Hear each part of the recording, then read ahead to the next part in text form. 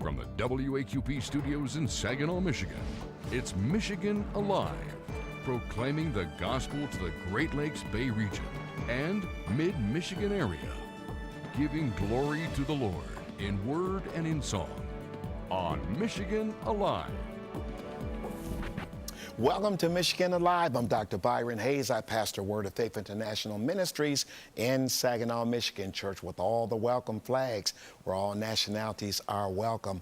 Don't change that dial. This is a powerful program designed just for you. But before I get to that, let me quote a verse from the Bible, Genesis chapter 1 and verse 1. In the beginning, God. I wanted you to hear that. In the beginning, God. Whatever you need in your life, in the beginning of your life, if God is there, you have fulfillment, because God wants to be in the beginning. This is going to be a wonderful Michigan Alive, but I do want you to remember to pray for our visionaries, Dr. Scarf and Tina Kuntz, and the entire TCT network all around the world. And remember, along with your prayers, and we appreciate at TCT all of your prayers and your concerns, but remember to tuck in that financial gift, because those gifts are prayed over because you've sown them into good ground. And tuck in the best financial gift you can and address it to P.O. Box 1010, Merriam, Illinois, 62959. And all of our Canada friends, Fort Erie, Ontario, L2A 5Y2. Tuck in that best love gift and we will appreciate you.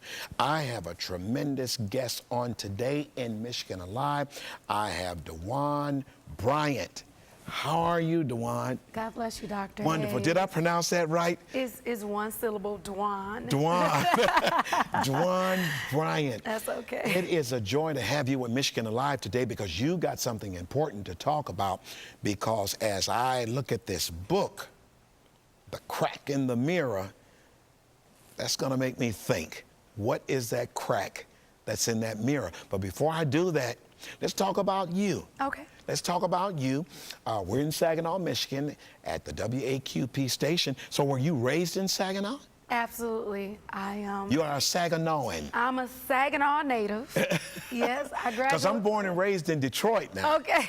And I'm born and raised in Detroit, but my wife and myself moved to Saginaw to do ministry. But you are an actual birthed Saginaw general. Saginaw general. Saginaw baby. Yeah. Well, that's absolutely Yes, powerful. Let's talk about you. Okay. You graduated from what high school? Arthur Hill. Arthur Hill. Lumberjacks. My son graduated from Arthur Hill before he went to Michigan State to get his 4-year degree. Now he lives in Atlanta. How you doing, Jay? and so you and him are alumni. That's right. At the Lumberjack. So I think that's powerful. So after graduating from high school, what happened? Okay, so after I graduated from high school, I went on to Fair State University. Oh. Graduated with my undergrad degree in applied speech communication is what they call it, but it's just communication. It's just communication. And with a minor in healthcare administration. Wonderful. And so that took me into an intern at the National Kidney Foundation in Grand Rapids, Michigan. Wow. And so that wasn't enough for me, so I went on and got my master's degree from Eastern Michigan University, and I did a teacher certification program as well. And the master's degree program was in communication, and I wanted to teach 7th through 12th grade. Wow. So I've taught in education for nearly 20 years. So isn't that something? Yes, sir. You sound like me. Yes. Because I went from associates to a bachelor's, and from a bachelor's to a master's in counseling, and then a PhD in biblical studies. That's powerful. Yep, and I'm actually working on my PhD now in industrial organizational psychology, right? But they're comparable, communication and psychology. They work together. You are a busy bee. What about are you married? I am married to a wonderful husband, Mark Bryant, Senior, here in Saginaw, Michigan. I met him. Of 10 and a half years. 10 and a half years. And 4 kids later. Wow. Wow, that is absolutely powerful. Well, now, listen, we're going to be talking about something because you have a heartbeat I do. For women ministry, for women purpose. How did that hunger happen to you? Because in days of old, women were taboo in ministry and they were beat upon in the churches of old school. Now we have an aggressive, smart, articulate woman that sits here today loving God but fulfilling a divine purpose and pulling women out of the valley to purpose. Yes. How did that happen to you? Dr. Hayes, I didn't know that in the sandbox is where my purpose was going to be molded. At 8 years old, I watched a program on television. It was the after-school programs. I don't know if you recall that. And so I was watching a show, and I was really having some identity issues, some struggles with my appearance, about the way I looked. I always thought I was too dark, my nose was too big, I was too chubby, you know, so I had these identity issues for myself, you know, even with my hair. You know, my family, my sister, light skin, long hair, thin, size 0, you know, I would always compare myself to her, and I would ask God, why do I not look like her? You know, and so I had issues with that, and so right around 8 years old, the enemy tricked me. I developed an addiction at a very young age. I didn't know what to call it at the time, but I learned it from watching a television show, because I was just trying to find a solution for my problem, you know, because I no longer want to feel rejected and not accepted for the way I look. This has nothing to do with my parents. They loved me. They did the best that they could. But this was a personal issue for me. It was a personal issue for me, and I know you're probably wondering, like, well, how did you know that you weren't pretty enough, you weren't good enough, you weren't thin enough, you weren't, you know, light enough? How did you know? I don't. It was just something in me that made me feel like I wasn't pretty. So I met Ed very early on. Ed told me things about myself that made me feel good about who I was supposed to be. So when I looked in the mirror, that's how I found him. It was a face-off, and because I hated looking in the mirror, but one day I looked in the mirror and I found Ed. Though? Who is Ed? Ed was my eating disorder.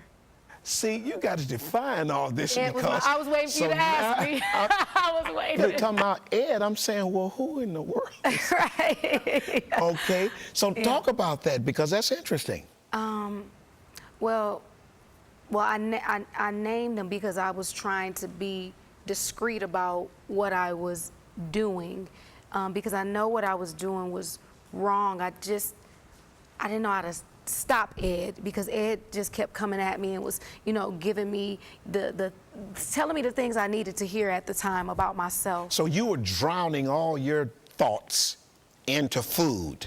Yes. To accept you. Yes. Well, I was actually afraid of food. I mean, at a very young age, I was hiding food in my pants pocket.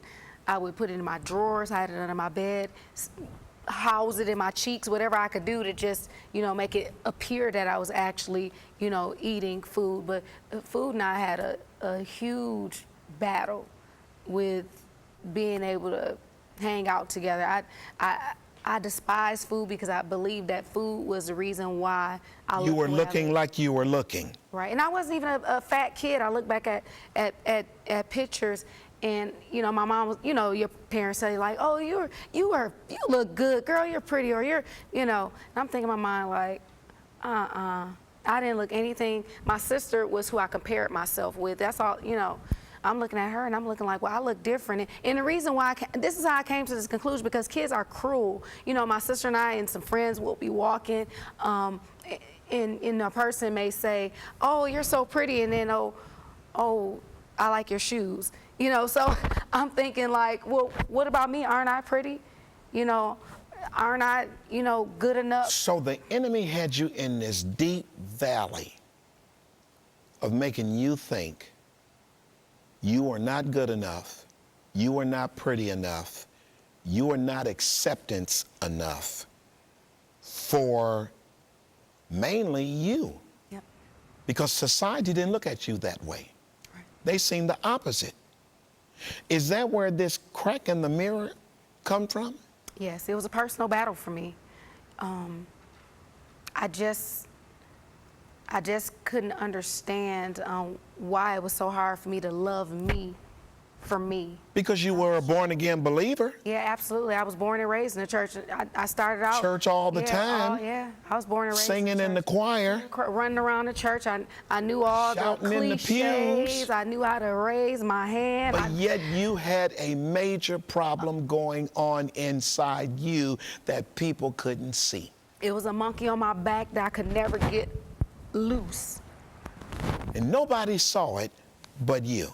Well, guilt and shame prevented me from disclosing it to anyone, because especially when I was in church and as I had gotten older, I started working in youth ministry. And in my mind, I'm thinking, like, I can control this thing. You know, I have control. It's not really that bad. Like, I can even just remember one instance, I had ran for a pageant in Grand Rapids, and I actually won because I needed something to make me feel like I was somebody. And so I won this pageant. And after I won this pageant, my runner-up, I found out that she was anorexic and bulimic. She struggled with the same thing I was. She was beautiful, and I'm thinking, like, what does she have to struggle? I was the heaviest person, you know, in the lineup, but yet I still won. But here's the thing, she died of anorexia. Wow. The following year after I accepted my crown. I was thinking, like, God, I feel so bad for her, but that's not gonna happen to me because I have control. I have control. I can control it. I can control them. But you really couldn't. I couldn't. I was dying on the inside.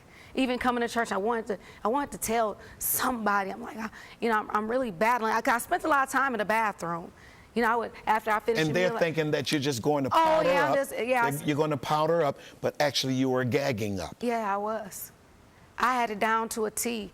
My best times is when I went away to college because I had no accountability. I didn't have anyone looking for me. You know, my friends just thought it was funny. She's like, oh, that's Dwan. She always in the bathroom. That girl, she need to watch what she eat, you know. So. How'd you overcome? Well. Because you got young ladies right now and young men right now, and they are in college battling this same enemy. Absolutely. That you're talking about as a deliverance in your book. Matter of fact, how do they get this book?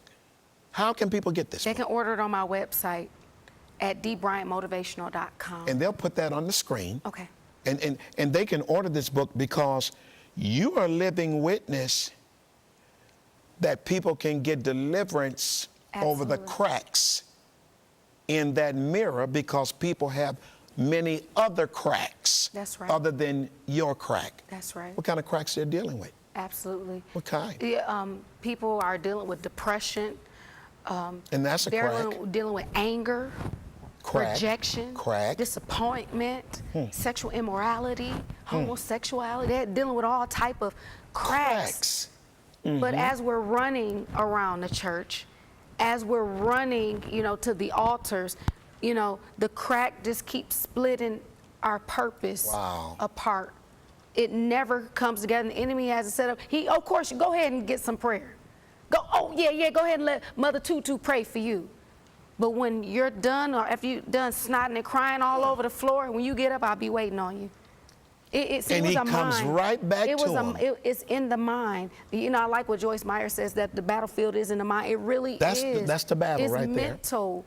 And you have to get to a place where you say, greater is he that's in me than he that's in the world. Because I'm telling you, it was a struggle to get this mind to line up with the word of God that I had in me, but I didn't know how to activate it, to make it work for me. I knew how to tell everyone else, but I didn't know how to use it for myself. Wow. So all this time you needing deliverance from your crack in your mirror, and nobody is seeing that. Would you be crying from the inside? I would. I would. You would want somebody to see it. But it's interesting. Or did you try to hide it? I tried to hide it, but there was even some instances where people would ask, you know, how are you doing or whatever. And it may sound funny when you say it. A person may ask, how are you doing? But they don't take the time to wait for the answer. Or they're not really interested in how you're actually doing. How you doing today? Oh, okay. Oh, you gonna eat that cheeseburger? You know, don't take the time to really, you know, find out or locate a person, you know, in what their actual state might be. And I did want somebody to locate me after a while because I got tired. Wow. I got tired, and it would be calling me. He would be calling me. Sometimes I wouldn't even go to the mirror, and he would still be calling me. And I didn't know how to silence the voice in my head. I didn't know how to say, just Ed would shut still up. be calling you? Still calling me, knocking. The food addiction. Yeah, calling me, girl, go ahead and get that, but don't worry about it. I know how to hide that. I know how to, keep that from hanging out. or Because you sticking didn't out. like the way you were looking. Right. I wanted to be thin because I thought thin meant beautiful. Wow. I thought thin meant promotions. Huh. I thought thin meant ministry. You're out front. This is just real talk. Yes. I thought the way you look gave you position. That's gave you the way favor. the enemy Yep, presented it. absolutely. But yet he was destroying you all at the same time. Correction, getting you to destroy you That's right. all at the same time. Yep. Romans 12:1, and be not conformed to this world, but be ye transformed by the renewing of your mind. But he starts off with, I present my body a living sacrifice, That's right. holy and acceptable unto God, which is my reasonable service. And then he says, and be not conformed That's right. to the way the world thinks. You had to believe in Jeremiah 29 and verse 11 that God's plan was ready to get you out of your crack. This is how he got my attention. One afternoon, my husband and I were getting ready to feed the kids and get them, serve them food. And I didn't feel well because it started catching up to me. I didn't feel well, and I was in my kitchen, and I was like, oh God, I don't feel good. And before I knew it, I fell out on the floor. Wow. And I had a heart attack. And all I can remember is my 8-year-old daughter laying her hands on top of my head, saying, God, don't take my mama, and just start praying for me. And I'm crying, and I'm turning cold, and I'm shivering, and I can't move. And my left side is going out. I don't know what's happening. I said, God, don't let it end like this. I'll stop. I'll serve you. Please don't let it end like this. And it was funny because even when I got to the hospital, I still wasn't honest, because you can't take a blood test and find out if a person is anorexic. Right. They have to be honest, and I didn't want to be honest at first because I was afraid. I was like, I'm Dwan Bryant. I work for the state of Michigan. I'm a mother, I'm a wife, I'm in ministry. I can't tell them that. I can't tell them that, because they ran all these tests, can't figure out why I had a heart attack. Wow. Other than my equilibrium being off because of the malfunctions that was happening within my body because of self-induced harm, which is what I was doing to myself. Wow. And I had to come to a moment of truth because God was giving, because warning comes before destruction. Absolutely. He gave me, he said, it's time to stop. 30 years, almost 30 years in, it's time to come. Wow. It's time to get delivered. There's so many women, it's a nation that's gonna need that story. You've written enough. And so you're using this along with your testimony to help set the women free. Yes. And it ain't just women, it's men too. 1 in 10 men struggle with eating disorders. It's not just, it's 1 in 10 men struggle. Wow. Yes. And nobody never know it. People don't know it unless it's revealed, prophetically revealed, or they know somebody that have gone through that. Where are you going from this point in what you've come out of, in your vision now? Where are you going at this point? Well, as start mending that crack in the mirror, because there was 4 things I had to do. I had to admit where I was at. I had to own what I was doing to myself. Then I had to survive. Listen, you got to go slow with that. 'Cause you have to tell them in that camera those 4 things again, because they're important. Okay. So first I had to admit what I was doing. And then I had to own my responsibility. And then I had to survive by allowing the resources around me to help me. and then I had to thrive. That means I couldn't stay there, because sometimes even after people find out, even after we tell people what we're doing, sometimes we use that as a way to gain pity. And I didn't want pity, I wanted power. Wow. Say that again. I didn't want pity, I wanted power. Either you're pitiful or you're powerful. I wanted to be powerful, Absolutely. Dr. Hayes. Absolutely. And so I had to thrive from there. That after the survive, you can't just stay there, because you can be in survival mode for years and never get to the place that God destined for you. But I wanted to thrive. And so from survival, I went to thriving. And from thriving, God had replaced my foundation with confidence. Wow. So I can start You moving. literally moved from PLOM, poor little old me, to who you are now. Yes, sir. You let go of the LLL people, the lack, loss, and limited people, Oh, I love to that. get with the OQP, the only quality people. Oh, I like that. Yes. That's what you're really saying Yes. happened to you. Yes. You found a way to get up. God was your get up. Yes, he was. That's the only way. And you were in the church, shouting in the church, singing in the church, becoming church, but yet you had that struggle Yeah. that nobody saw that was trying to kill you. You remind me of David. You sound like the fact that you should live and not die and declare the works of the Lord, because that's what you're doing now. You're living and declaring through the crack in the mirror That's right. the work of the Lord. Yes, sir. Where are you going from here? Well, I've put together a campaign. It's called The Confident Woman on the Move, because Wow. I want to get down in the valley of where other women may be struggling, waddling, and they're saying, you know what, nobody understands, nobody sees me, I see you. Oh, I see you. I want to be able to throw out a helping hand, an olive branch, extend something, and start pulling those women back up, because women are powerful. Even together, God created us to be unique beings. There's certain things that only women can do and do together. And so I want to empower women. But my mission is one unity. That means we have to come together and have the same mind as Christ. And then after that one unity, we have to have one mind, right? We have to make sure that we're all thinking the same things, that what God has called us to believe about ourselves. And then, you know, one mission. And the mission is to help save other women. And women, that's... You sound like Dwan Fix My Life. What is that lady on program? Ayana Baza. Yeah, you sound like Dwan Fix My Life. That's powerful. Yeah. And so that's my mission. So Confident Woman on the Move, I do a mobile conference, and I do a boot camp. And the boot camp is rehabilitating your confidence. Now, what's the mobile conference? The mobile conference are for women to come together and just get revived about, you know, where they're at. You know, that's the empowerment sessions. And they take place while the bus is moving. We're on the bus, and we just got the presence of God feeling in that bus, and we just start empowering one another, and then we get to a location where we finish that conference.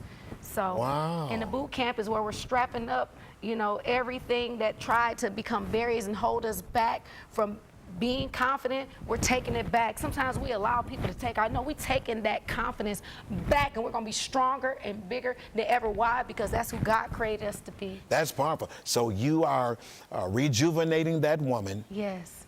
From where she fell. Yep. To making her hold. You almost sound like Woman Thou Art Loose. You sounded like...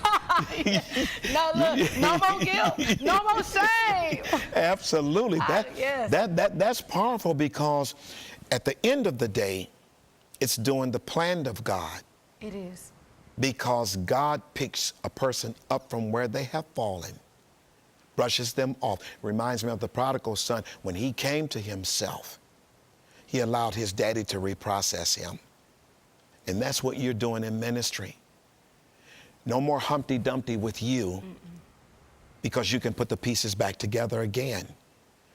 I often say, and I remember the late John Osteen said that only God can unscramble scrambled eggs. The thing may be messed up, but God can put it back together. Oh, yeah. I think that's powerful. Yes, It's when you put the man back to the puzzle That's when you can see the man, or that's when you can see the woman. Now, in these last 3 minutes that we have, what can you tell that young woman that's sobbing right now? She's hurting, and she may not be as brave as you or recognized at that point. How can you get her to her freedom?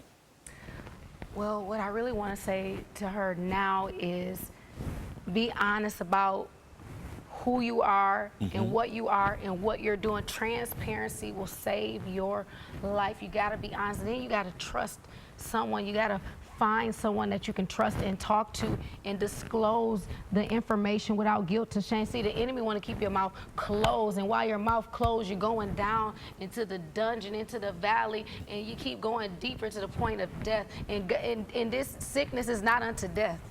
God don't want you to die in the desert. So you need to find someone that you can trust, and then from there, because we're afraid of this. We don't want treatment. We don't want counseling. I have to go through it. You know, we don't want to sit on the couch and tell people, oh, this is what I'm dealing with, this is what I'm going through. But sometimes you have to be able to go all the way down to the root. You start telling it all the way from the sandbox what happened to you, because sometimes the reason why we go through what we go through is because of what happened to us in our life. And we don't want to say, okay, I was molested. Someone touched me. I was hit. My self-esteem took a hit. So you got to be honest about what the trigger is, what caused you to do what you're doing. And don't be ashamed. And God loves you, and someone else understands. That's powerful. Were you able to talk to a pastor when you were hurting, and a pastor's wife? Well, what happened was my mentor, my husband wanted me to go up for prayer, and my mentor, she looked at, she's like, oh, because she's in and out of town a lot, and she came over and she prayed for me, and it's interesting because it definitely was the Holy Spirit intervening and giving her wisdom and knowledge about what I was doing to myself. And so as she prayed for me and I got off that floor, she's like, you got to tell your pastor. Wow. And as I told him and my first lady showed such compassion. That's powerful. For me. Instead of saying, well, what you do that for? Right. They just loved me and hugged me.